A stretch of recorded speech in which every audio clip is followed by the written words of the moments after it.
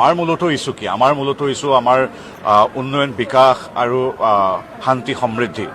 আমাৰ ইছ্যু কি হ'ব যে গড় হত্যা যিদৰে বন্ধ হৈছে, উগ্ৰপন্থী গুলীত এজন মানুহৰ মৃত্যু হোৱা নাই। আমাৰ ইছ্যু কি হ'ব আজি 38 লাখ আই মাতৃক আমি অৰুণোদয় আঁচনিৰে আমি সবলীকৃত কৰিব বিচাৰিছোঁ, যিটো কংগ্ৰেছে তাচ্ছিল্য কৰে। কংগ্ৰেছৰ মতে সেইবিলাক বন্ধ হৈ যাব লাগে, একচেকাৰ্ছ মানি। আমাৰ ইছ্যু হ'ব কি আমি নাৰী শিক্ষাৰ উত্তৰণৰ বাবে আমি ডক্টৰ হিমন্ত বিশ্ব শৰ্মাৰ নেতৃত্বাধীন চৰকাৰখনে আজি নিযুত মইনা আঁচনি দিছে। আজি দলঙৰ সংখ্যাত অসমত যিদৰে বৃদ্ধি পাইছে, শৰাইঘাটৰ দলং 3 গুণ বৃদ্ধি পাইছে, মেডিকেল কলেজ 26-27খন হ'বলৈ গৈ আছে। আজি এলিভেটেড কৰিডৰৰ কথা যিদৰে আছে, ঠিক সেইদৰে ছেমি কণ্ডাক্টৰৰ কথা আহিছে। আজি সম্পূৰ্ণ শান্তি সমৃদ্ধিৰে অসমখন বিকশিত অসম হ'বলৈ আগবাঢ়িছে, য'ত এখন মাত্ৰ কনক্লেভতে 5 লাখ কোটি টকাৰ আজি বিনিয়োগ হৈছে। গতিকে এইবিলাক কথা হ'ব আমাৰ মূল ইছ্যু। আমাৰ ভাতৃত্ববোধ, আমাৰ একতা, আজি অসমীয়া ভাষা আজি স্বীকৃত হৈছে ক্লাছিকেল লেংগুৱেজ হিচাপে বা ধ্ৰুপদী ভাষা হিচাপে আজি স্বীকৃত হৈছে। আজি চৰাইদেউৰ মৈদাম আজি স্বীকৃত হৈছে বিশ্ব ঐতিহ্য ক্ষেত্ৰত। আমাৰ কথাবিলাক হ'ব সেইবিলাক ভাষা, সাহিত্য, সংস্কৃতি, বিহু, ঝুমুৰ। আজি বাগানৰ ৰাইজে ইমান দিনে 200 বছৰ শোষিত আছিল। 200 বছৰ আজি বাগানৰ মানুহখিনি যিখিনি ভূমিত আছিল, সেই ভূমিৰ তেওঁলোকৰ স্বত্ব নাছিল। আজি হিমন্ত বিশ্ব শৰ্মা ডাঙৰীয়াই নৰেন্দ্ৰ মোদীদেৱৰ অনুপ্ৰেৰণাৰে, সহযোগিতাৰে আজি 200 বছৰ সেই ইংৰাজৰ শোষণৰ পৰা কংগ্ৰেছৰ শোষণলৈকে আমাৰ বাগানৰ আলি পদূলি, শিক্ষা দীক্ষাত কিমান পিছ পৰিছিলোঁ। আজিৰ তাৰিখত কিন্তু কালিৰ দিনটোতে দেখিছোঁ আমি কিদৰে আমাৰ বাগানৰ মেধাৱী ছাত্ৰ ছাত্ৰী শিক্ষাৰ্থীসকলে কালি চাকৰি পাইছে। এইবিলাক কথা ইছ্যু হ'ব। বাগানৰ মাটি 200 বছৰৰ পিছত বাগানৰ ৰাইজৰ নিজৰ হ'ব, সেইবিলাক ইছ্যু হ'ব। এইটো কথা ঠিক যে উচ্ছেদ যিদৰে অসমৰ ৰাইজে আদৰি লৈছে, আমাৰ খিলঞ্জীয়া ভূমিপুত্ৰসকলৰ গাঁও, চৰকাৰী বনাঞ্চল, সত্ৰ নামঘৰ বেদখল কৰা মানুহখিনিক আঁতৰাই দিয়া হৈছে। তাত ৰাইজে আজি সহযোগিতা আগবাঢ়িছে, সমৰ্থন আগবাঢ়িছে। আৰু মিয়াৰ কথাটো তাত আমাৰ স্থিতি স্পষ্ট যে যিখিনি মানুহে এতিয়ালৈকে অসমীয়াত্ব বা ভাৰতীয়ত্বত এতিয়ালৈকে সমাহিত নহয়। আজি কিমান অদ্ভুত কথা যে বোমা বিস্ফোৰণৰ ঘটি আমাৰ নিৰীহ মানুহৰ মৃত্যু হৈছে, তাতো অসমৰ সেই দেখিছে আপুনি পূৰ্বৰ ইষ্ট পাকিস্তান বা বাংলাদেশ মূলৰ যিখিনি মানুহ আছে, তেওঁলোকে তাতো সমৰ্থন জনোৱা দেখা গৈছে। গতিকে এই মানুহখিনি যাক মিয়া বুলি কোৱা হয়, সেইখিনি মানুহৰ কথাটো আমি জল পটকৈ অসমবাসীৰ ৰাইজৰ আগত থিয় দিছে। আৰু তেওঁলোকৰ পক্ষত কিদৰে লৈছে অখিল গগৈ, লুৰিণজ্যোতি গগৈ বা অজিত ভূঞা, গৌৰৱ গগৈ, সেইটোতো স্পষ্ট। আমি কোৱাৰ প্ৰয়োজনেই নাই। মিয়া শব্দটো কওঁতেই লুৰিণজ্যোতি গগৈ কেনেধৰণে হেৰি কৰিছিল আপোনালোকে গুগল কৰিলে পাব, উত্তেজিত হৈ পৰিছিল। আজি মিয়াৰ এই আগ্ৰাসনৰ বিৰুদ্ধে গৌৰৱ গগৈটো এটাও মাত নামাতে। সেইকাৰণে আমি ক'বলৈ কোনো সংকোচবোধ নকৰোঁ যে আমাৰ নিৰ্বাচন বিকাশক লৈ হ'ব, ঐতিহ্যক লৈ হ'ব, আমাৰ চিভিলাইজেশ্যনৰ ৰক্ষা কৰাৰ বাবে হ'ব।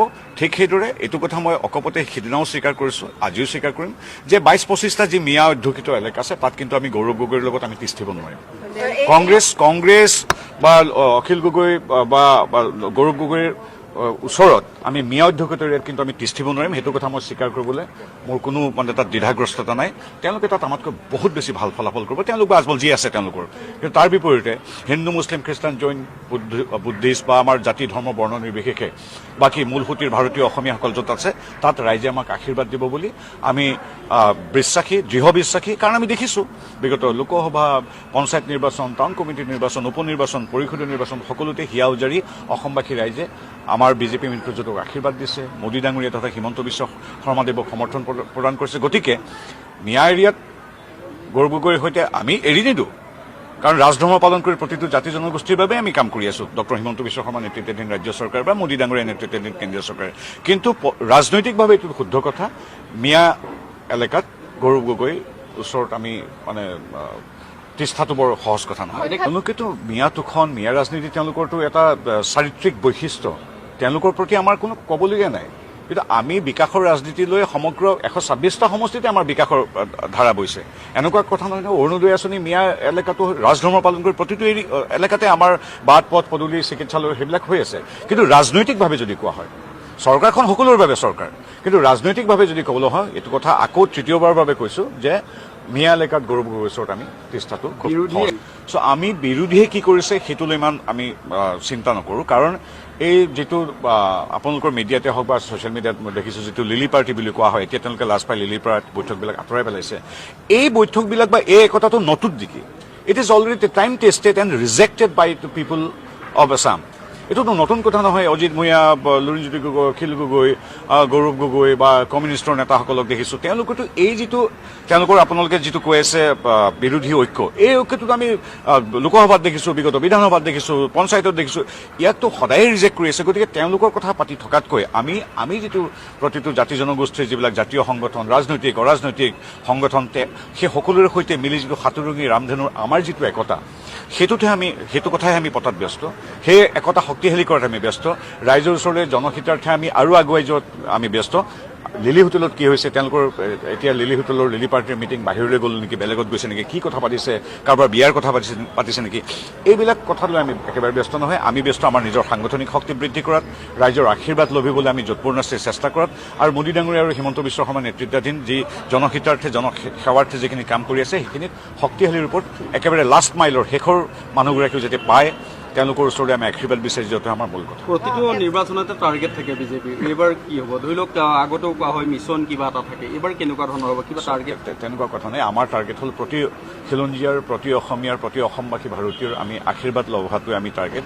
মিছন বুলি সেইটোৱে আমাৰ মিছন। সেই মিছনৰ ফলশ্ৰুতিত সেইটো 90-100 কি হয় সেইটো আমি ক'ব নাপায়, কাৰণ জনতাই জনাৰ্দন, তেখেতসকলে যি আশীৰ্বাদ দিয়ে আমি সেইটোকে প্ৰসাদ হিচাপে গণ্য কৰিম। গতিকে মিছনটো আমাৰ থাকিব আমি সৰ্বাধিক আসনত আমি ৰাইজৰ আশীৰ্বাদ লভিবৰ বাবে। কিন্তু এগৰাকী ভাৰতীয় জনতা পাৰ্টীৰ কাৰ্যকৰ্তা হিচাপে এইটোৱে ক'ম যে জনতাৰ ওপৰত কোনো নাই। জনতাই আমাক আমি কোৱাটোতকৈ কিজানি বেছিয়ে দিয়ে। গতিকে আমি সংখ্যাৰ পৰিৱৰ্তে প্ৰতি অসমীয়াৰ, প্ৰতি ভাৰতীয়ৰ, প্ৰতি অসমবাসীৰ আশীৰ্বাদ লভিবলৈ আমি চেষ্টা কৰিম। গতিকে মিছনটো আমাৰ সেইটোহে, মিছন আশীৰ্বাদ। আচলতে আমাৰ কাৰণে এতিয়া অভিযানটো হ'ল অসমবাসীৰ আশীৰ্বাদ। গতিকে সংখ্যাৰ পৰিৱৰ্তে সেইটোৱে ক'ব লাগিব। এতিয়া বিৰোধীৰ এস্কেপ ৰুট বুলি এটা কথা থাকে, যে এইটো দেখিছে যে একেধৰণে এটা লাখ মানুহৰ সমাগম কৰি ৰাহুল গান্ধী তথা বিৰোধীয়ে কিদৰে বিহাৰত SIR এটা ইছ্যু কৰিব বিচাৰিছিল, কিন্তু ভাৰতবাসী বা বিহাৰবাসীয়ে তাক নৎসাত কৰি দিলে। গতিকে তেনেধৰণৰ ইছ্যুৰ বিশেষ কোনো গ্ৰহণযোগ্যতা নাই, আৰু তেওঁলোকৰ মিথ্যাচাৰ কথা আমি আগৰ পৰা প্ৰমাণ পাইছোঁ। কিদৰে তেওঁলোকে 10 লাখমান ট্ৰাকত উঠি 1.5 কোটিমান মানুহ আহিব বুলি CAA আৰু CABৰ সময়ত মিথ্যা প্ৰচাৰ চলাইছিল। তেওঁলোকৰ এই কথাবিলাক সকলোৱে জানে। গতিকে তেওঁলোকে এতিয়া SIR, SR এইবিলাকত ব্যস্ত থাকক, আমি ব্যস্ত থাকিম অৰুণোদয় আঁচনি, ল'ৰা ছোৱালীৰ শিক্ষা দীক্ষা, স্বাস্থ্য, ভাষা, সংস্কৃতি, ঝুমুৰ, দমকচ, বিহু ইত্যাদিক লৈ ব্যস্ত থাকিম। ভূপেন হাজৰিকাদেৱৰ পৰা জুবিন গাৰ্গলৈকে মহান মনীষীসকলৰ সৃষ্টি আজি কেনেকৈ প্ৰসাৰ কৰিব পাৰি, লাচিত বৰফুকনৰ পৰা গুৰু দুজনালৈকে, বৃন্দাবনী বস্ত্ৰৰ পৰা অসমীয়া ভাষালৈকে, চৰাইদেউ মৈদামৰ পৰা বড়োফা উপেন ব্ৰহ্মলৈকে, এই আমাৰ যিখিনি ভাষা, সংস্কৃতি, ঐতিহ্য এইবিলাকক লৈ ব্যস্ত থাকিম। তেওঁলোকে SR এইবিলাকত থাকক। আৰু তেওঁলোকে যিবিলাক যুক্তি দিছে অতি হাস্যকৰ, কাৰণ এইবিলাক নতুনকৈ আৱিষ্কৃত কথা নহয়। যিবিলাক কথা তেওঁলোকে উনুকিয়াইছে, এইবিলাক আমাৰ স্বতন্ত্ৰ নিৰ্বাচন আয়োগৰ নিয়ম নীতিৰ বহিৰ্ভূত কথা নহয়। এইবিলাক নিয়ম কথা সেইখিনি সময়ে সময়ে দোহাৰে অধিকাৰীসকলে। গতিকে এইবিলাক কথা সকলো মানুহে জানে, আৰু তেওঁলোকৰ এই কথা পুনৰবাৰ ভুল প্ৰতিমান হ'ব। আমি এতিয়া সদ্যহতে একো নকওঁ, তেওঁলোকক ব্যস্ত থাকিবলৈ দিয়ক, আমি যথাসময়ত ক'বলগীয়া হ'লে কওঁ। দুদিনীয়া বৈঠক আজি 2 নম্বৰ দিন, বিশেষকৈ ছাব্বিছৰ নিৰ্বাচনত নতুন মুখ কিমান অহাৰ সম্ভাৱনা আছে, যিহেতু টিকটৰ ক্ষেত্ৰত? সেইটো মই কোৱাটো অনুচিত। সেইটো আমাৰ দলীয় শীৰ্ষ নেতৃত্বই, আমাৰ দলৰ কাৰ্যকৰ্তাসকল বা বিভিন্ন সময়ত থকা বিভিন্ন ধৰণৰ ছাৰ্ভে ইত্যাদিৰ ওপৰতহে ঠিক কৰে। গতিকে আমি কোনে টিকেট পাব, কেনেকৈ পাব, কি হেৰিয়াত পাব, এইটো ভাৰতীয় জনতা পাৰ্টীৰ এটা গণতান্ত্ৰিক সম্পূৰ্ণ এটা নিয়ম আছে। গতিকে সেই নিয়ম অনুসৰি টিকেট দিয়া হয়। গতিকে মই আচলতে এগৰাকী সাংসদ বা কেন্দ্ৰীয় মন্ত্ৰী হিচাপে মোৰ কোৱাৰ এখতিয়াৰ নাই যে কোনে পাব, কেনেকৈ পাব, কি টিকেট পাব। কিন্তু এইটো কথা ঠিক, জ্যেষ্ঠজনক সন্মান কৰাৰ লগতে নতুনক সদায় স্বাগতম জনায়, আৰু নতুনৰ যি প্ৰতিভা তাৰ প্ৰতি সদায় শ্ৰদ্ধাশীল। গতিকে আমি নৱপ্ৰজন্ম সাধাৰণতে আমাৰ দলত একেখিনি মানুহে খামুচি নাথাকে। গতিকে আপোনালোকে জানে যে গণতান্ত্ৰিকভাৱে প্ৰতিটো প্ৰজন্মক যিদৰে শ্ৰদ্ধা জনোৱা হয়, নৱপ্ৰজন্মৰ হাততো যথেষ্ট গুৰু দায়িত্ব দিয়া হয়।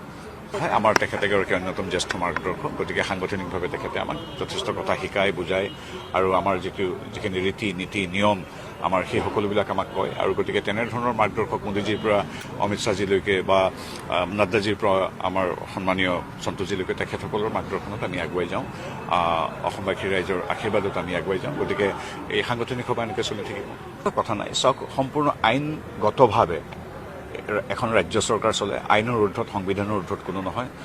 গতিকে এই দেশত ন্যায়পালিকা আছে, ন্যায়ালয় আছে। যদি তেনেকুৱা কিবা নিৰ্দিষ্ট মানুহক লৈ কোৱা হৈছে, তেওঁলোকে ন্যায়ালয়ক কাষ চাপিব পাৰে, আমাৰ অগাধ বিশ্বাস আছে। কিন্তু এইটো এটা সংযোগ যে ওলোটা এনেকৈ ক'ব পাৰি যে ন্যায়হে যিহেতু ধৰ্মীয় অনুষ্ঠান, সত্ৰ, নামঘৰ, বনাঞ্চল, আমাৰ ঐতিহ্য ক্ষেত্ৰ, চৰকাৰী ভূমি ন্যায়হে সাধাৰণতে দখল কৰেই বাবে, গতিকে যেতিয়া বেদখল কৰা হয় ন্যায়কে বেদখল কৰিবলগীয়া হয়। গতিকে সেইটো কথাটো এতিয়া মইতো কোনো খিলঞ্জীয়া বানপীড়িত ৰাইজো দেখিছোঁ অসমৰ বিভিন্ন প্ৰান্তত, তেওঁলোকেতো সত্ৰ নামঘৰ মাটি আজিলৈকে দখল কৰা দেখা নাই। গতিকে সংযোগবশতঃ তেওঁলোকেই যিহেতু দখল কৰাটো দেখা যায় ঐতিহাসিকভাৱে তাহানিৰ সেই বিষ্ণুমেধি বা লোকপ্ৰিয় গোপীনাথ বৰদলৈৰ দিনৰ পৰা আজি পৰ্যন্ত, গতিকে তেওঁলোকেই যিহেতু দখল কৰে তেওঁলোকেই সেইকাৰণে নিগৃহীত হয়।